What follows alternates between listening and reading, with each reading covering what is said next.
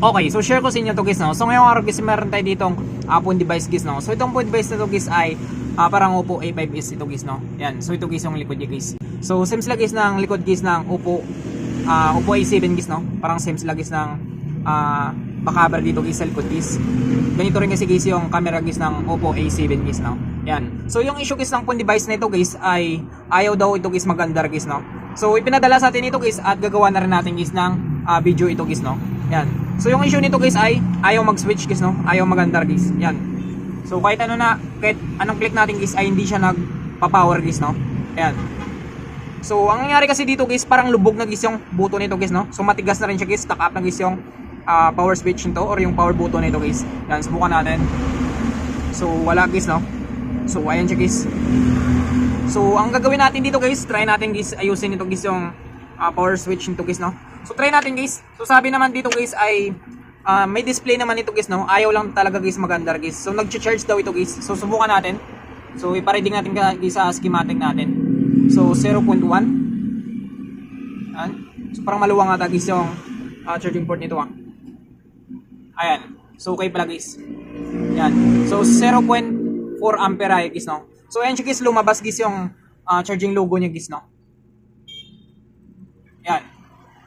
So lumabas guys, meron siyang display. Ang problema lang dito guys ay ayaw niya mag-power guys, no, kapag i-power on natin dito guys sa button niya guys. So possible nito guys ay yung tama nito guys yung ito guys, no. Yung power button nito guys. Yan. So nag-automatic siya guys, no. Parang grounded guys yung ano nito guys. Yan. So bunutin natin guys, so grounded dito guys, no. Parang stuck siya guys sa logo guys. So nag-charge naman, ang problema lang yung button dito guys, no. So ang gagawin natin, bubuksan natin ito guys. So para mabuksan natin guys yung unit ito guys, una natin gagawin ay dito tayo dadaan guys, no. Dito guys. Yan. Sa Oppo A7 kasi guys ay pwede tayong mag-direct dito guys, no. Kapag sa Oppo A5s naman guys ay kailangan tayo dito bumukas guys, no. Dito guys sa cover guys. So hindi tayo pwede makadiretso guys, no, kasi meron itong bolt sa loob guys. Yan. So ang gagawin natin, una natin gagawin dito guys ay bubuksan natin to. Una natin gagawin ay tanggalin natin guys yung back cover nito guys.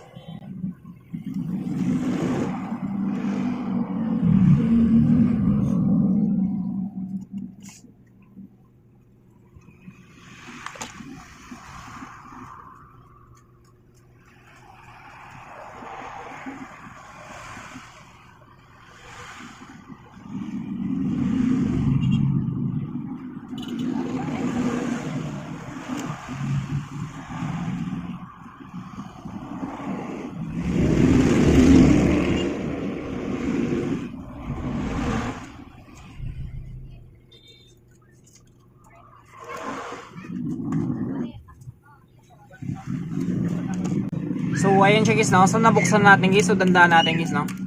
Yan. So ingat tayo dito guys, no. Meron kasi siya dito ang fingerprint sensor guys.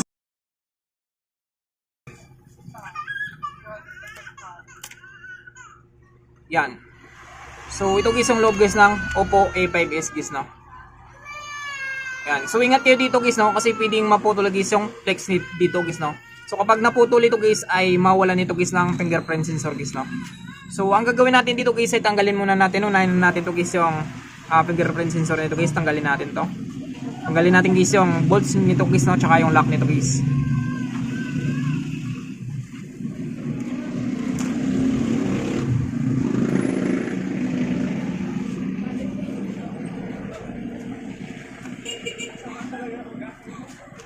So ayan siya guys, no. So natanggal natin guys yung bolts dito guys. Sunod natin guys ay tanggalin natin guys yung lock guys na metal shield nito guys, no.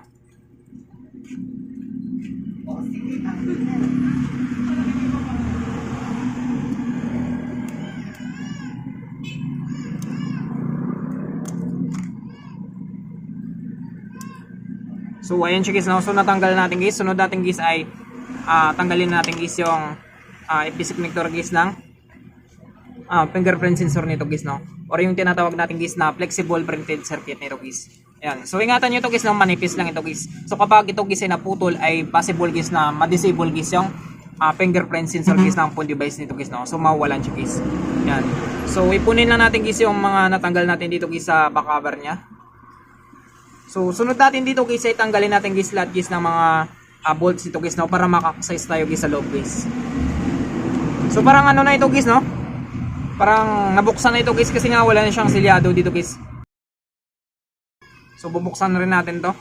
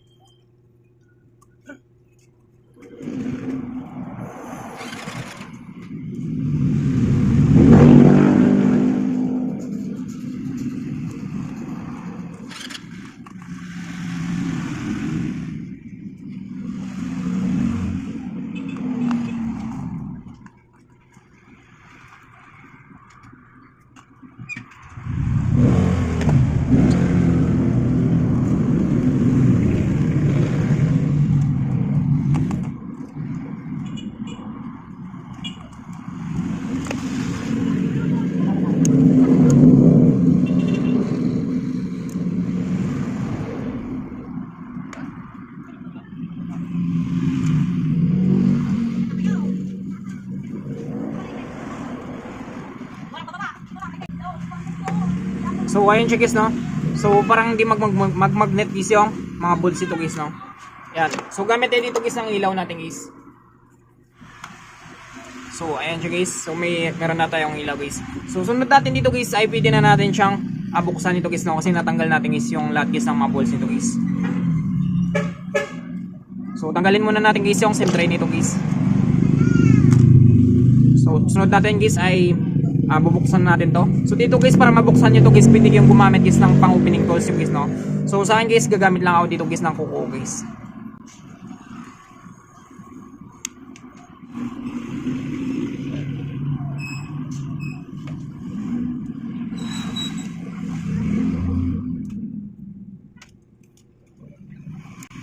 So ayun siya guys, no. So nabuksan natin guys.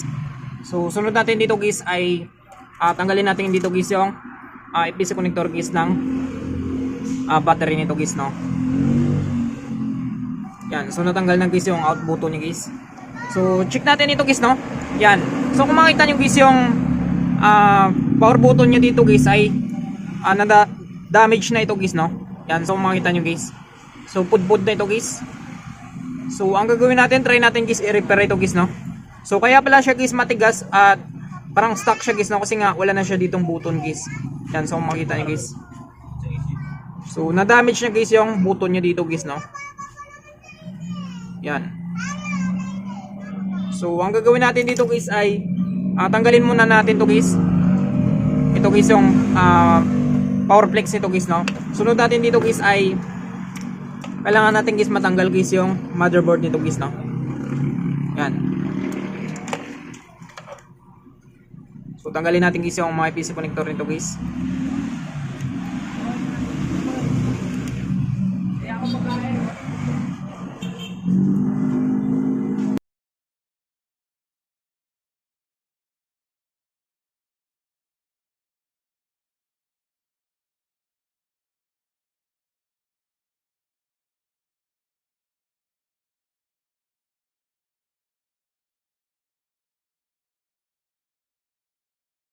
So tabi muna natin guys yung mga camera nito guys. Yan.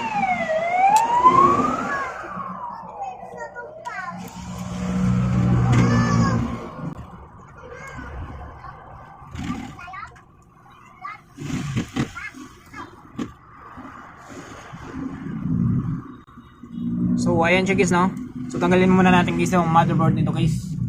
So tabi natin yan. Sunod natin dito guys, kailangan natin matanggal ito guys, no, yung power flex nito guys, para ma-repair natin. Subukan natin i-repair guys, no. So sana guys ay hindi pa tanggal guys yung mga pads nito guys, para pwede pa natin siyang i-repair guys, no.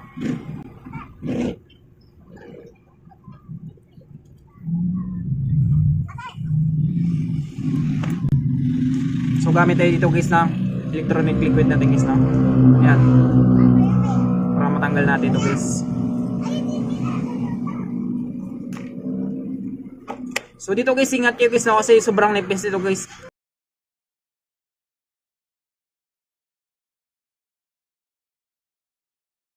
So pag napunit ito guys ay mapuputol guys yung connection nito guys.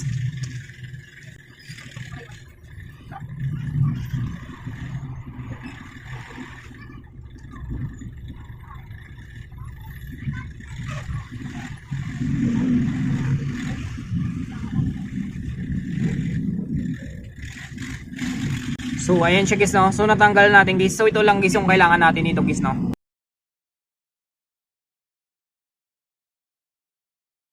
So subukan natin guys i-repair ito guys, no. Check natin kung meron tayong buto nito guys. Yan. So ang gagawin natin, tanggalin muna natin guys yung damage siya guys na buto na ito guys. Tapos linisin natin bago natin mag-install ng bago guys, no. Yan. So kaya pala guys matigas guys, no, kasi nga yung out button niya guys ay stuck na guys at damage yan guys, no. Yan. So wala na siyang bounce guys, so hindi na siya naglalaro. So ang gagawin natin ay mag-inject tayo dito guys ng flux natin guys, no. So kailangan natin mag-flux dito guys kasi nga possible guys na pwedeng masunog ito guys, no, kapag wala tayong gamit dito guys na flux natin. Yan. So sunod natin guys ay papainitin na natin guys yung soldering iron natin guys, no. So ayan siya guys, no. So simulan natin guys. So kailangan natin dito guys ng soldering iron natin guys at lead natin guys, no. Yan. So subukan natin guys, tanggalin natin guys yung damage niya guys na power switch nito guys, no, or yung power button nito guys.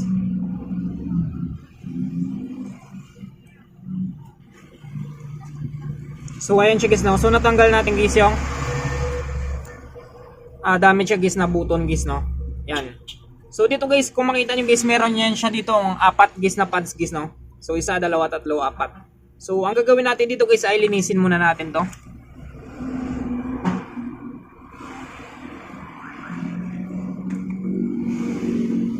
So tanggalin muna natin guys yung mga glue nito guys, no. Bago tayo guys mag-install guys ng bagong button nito guys or power switch nito guys, no.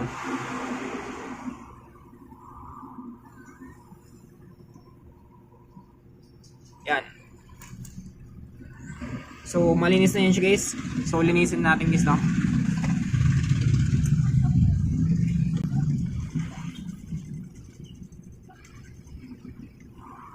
So ayan siya guys. So dito guys, bago natin ito guys i-ano guys, bago natin install guys yung bagong button nito guys, ay kailangan natin ni tester ito guys, no. Gagamit tayo dito guys ng analog tester natin guys. So kung wala kayong ano guys, analog tester, pwede kayong gumamit guys ng digital multimeter nyo guys, no. So sa akin guys, analog tester lang ito guys yung gamit guys. So dito guys ay titest natin dito guys yung continuity nito guys, no. So para matest natin ay pwede tayong gumamit guys ng times 1, 150 mA with continuity, or pwede kayong gumamit guys ng bus guys, no, or yung buzzer guys. So dalawa lang ito guys, pwede kayong gumamit guys ng buzzer or pwede kayong gumamit guys ng continuity guys, no. So buzzer, continuity na rin ito guys. At ito guys ay times 1. So ang gagamitin ko dito guys ay times 1 guys, no. 150 mA with continuity guys, no. Yan. So subukan natin. Check natin guys yung connection nito guys.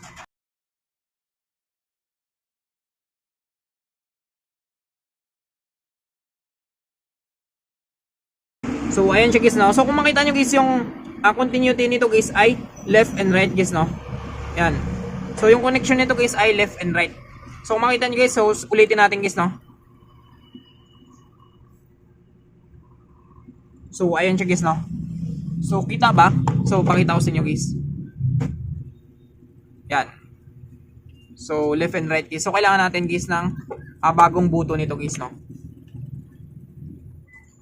So ito guys, no. So ito guys yung bagong install natin guys na button na ito guys.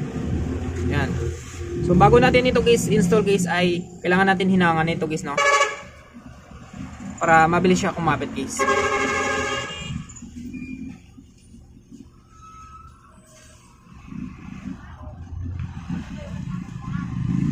So injikan natin guys ng flux guys, no.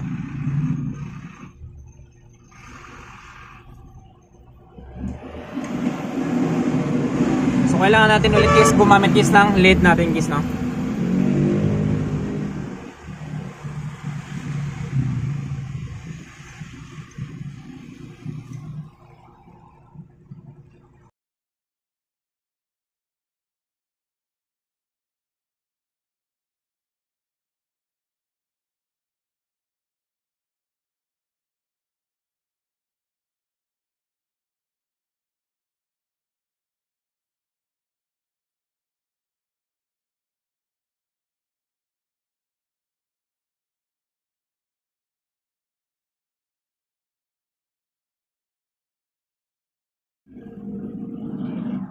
So ayan siya guys, no. So nahinangan natin guys.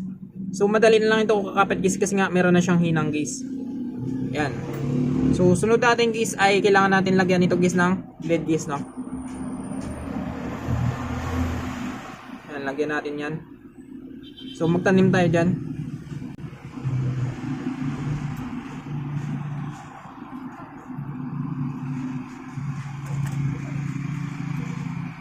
Sunod natin guys ay install natin guys, no. Pwede na natin siyang ilagay guys.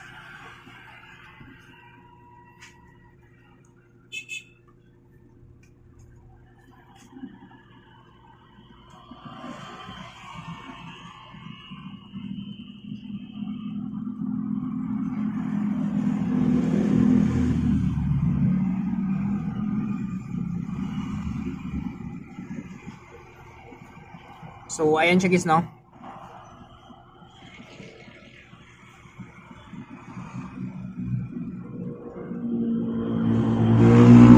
Yan. So nakabit natin guys. So sunod natin guys, kabit natin sa kabila.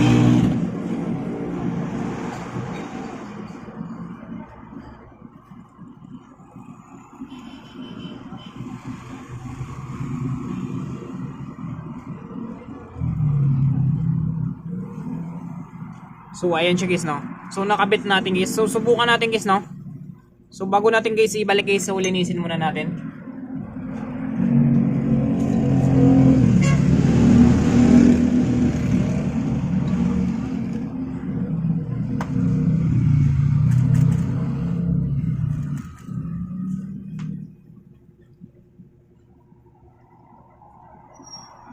So linisin muna natin guys, no. Yan. So matibay guys yung pagka-install natin guys, no. So hindi siya basta-basta guys matanggal guys, no. So kapag i-brush kasi natin guys ay hindi siya sumama guys, no. So ibig sabihin guys ay matibay ito guys yung pagka-install natin guys. So ito na guys yung finished product natin guys, no. Yan. So ito guys ay subukan natin. So balik natin ito guys sa unit. Check natin guys, no, kapag gagana siya guys. So dito guys sa analog tester natin guys, pwede naman natin guys i-check ito guys, no. Positive at yung negative guys. Tapos click nyo ito guys yung button nito guys. So kapag pumalo guys yung analog tester natin guys, ibig sabihin guys ay goods ito guys, no. Gumagana guys yung power switch nito guys or yung power button nito guys. Yan. So subukan natin guys, no, kung kaya natin kasi nga kailangan natin guys ng dalawa dito. So subukan natin. So tester natin guys, no. So hindi kaya guys. So ito lang subukan natin, tapos click natin. So hindi kaya guys, no. So subukan natin ito guys. So ayan siya guys. So check nyo kapag gagana guys yung ano nito guys. Yan. So kapag pumalo guys, ibig sabihin guys ay gumagana guys yung nilagay natin or ni-install natin guys na power button nito guys, no. So kapag i-click ko ito guys ay dapat papalo ito guys yung analog tester natin guys, no. Yan. So kapag i-click ko pumapalo guys yung analog tester natin. So ibig sabihin guys ay sure ball na ito guys, nagagana ito guys sa unit ito guys, no. Yan. So na-test na natin. So para malaman talaga natin ay ibalik na natin guys, no. Subukan natin. So one shot lang siya sa atin guys, no. Yan. So balik natin guys yung motherboard nito guys.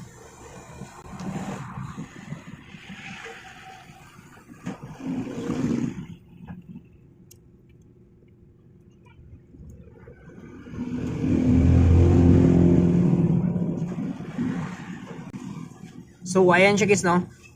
So check muna natin kapag gagana nga siya guys, no.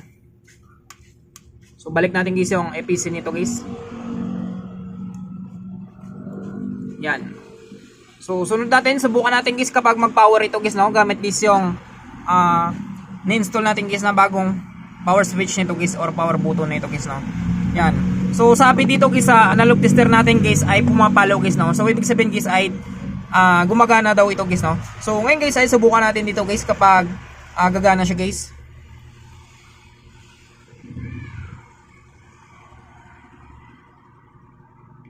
So ayan siya guys. Subukan natin. Yan. So kung makita nyo guys ay napandar natin guys, no. So kanina guys kahit anong click natin guys ay hindi talaga siya gagana guys kasi nga stuck up na guys yung button niya guys, no, or damage na guys yung power switch guys ng phone device nito guys, no. So ito guys ay kahit papaano guys ay napagana natin guys, no. Yan. So subukan natin guys kapag gagana siya. So try natin guys i-sleep guys, no. Yan. So antayin lang natin. So ito lang guys yung problem nito guys, no. Kanina kasi guys ay lumalabas guys yung charging logo niya guys, no. Tapos ay hindi siya tumutuloy kasi nga ito guys ay grounded dito guys yung power switch nito guys, no. So kahit hindi siya kiniklik ay nagki-click siya guys ng kusa guys, no. Kasi nga grounded dito guys yung power button nito guys or yung power switch nito guys, no. Yan. So medyo matagal guys yung reboot nito guys. So parang full storage ito guys yung unit nito guys, no. Yan. So subukan natin guys, no. So subukan natin.